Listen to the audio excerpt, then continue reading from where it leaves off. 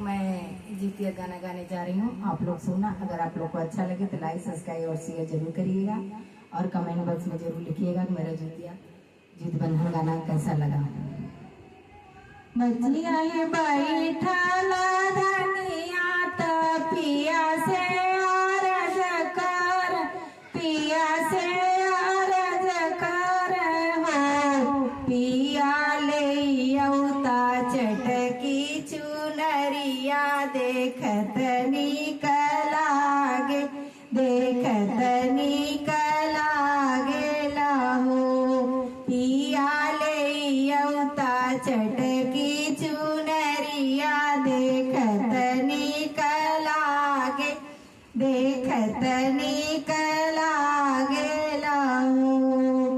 बोलियत धाना बोलेलू बोलत निक लागे, सुनत निक लागे लाहो, धाना लाल जब खेलना आंगनवा देखत निक लागे, देखत निक लागे लाहो, धना लाल जब खेलना आंगनवा देखत निक लागे, देखत निक लागे लाहो।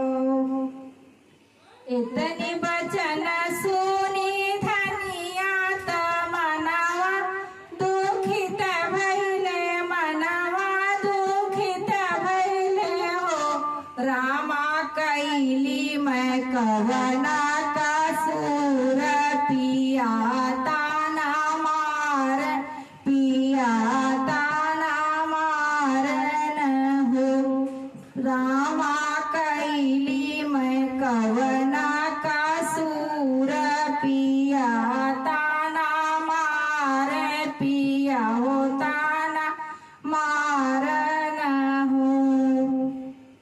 भोरवत खिड़की नाइली सूरज के मानवली, सूरज के मानवली न हो, रामा पड़ी गए बजनी का नाम, त जिंदगी अठारक, जिंदगी अठारक हो, रामा पड़ी गई बजनी का नाम, त जिंदगी अठारक, जिंदगी अठारक हो।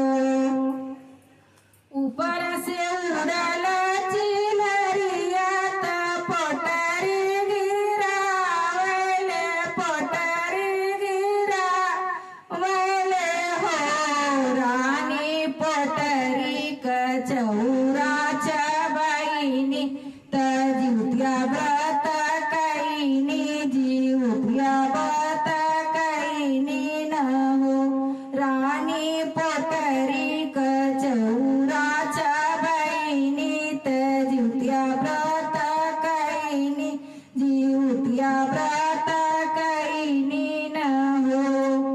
8 महीनावा के बीतत त नवाए के लागे, त नवाए के लागे हो, सखी अंगना में रोवे लाल ललनावा देखत निक लागे, देखत निक लागे लाहो, सखी अंगना में रोवे लाल ललनावा देखत निक लागे, देखत निक लागे लाहो, सखी सब सखी गावली सोह, देखत निक लागे, देखत निक लागे लाहो।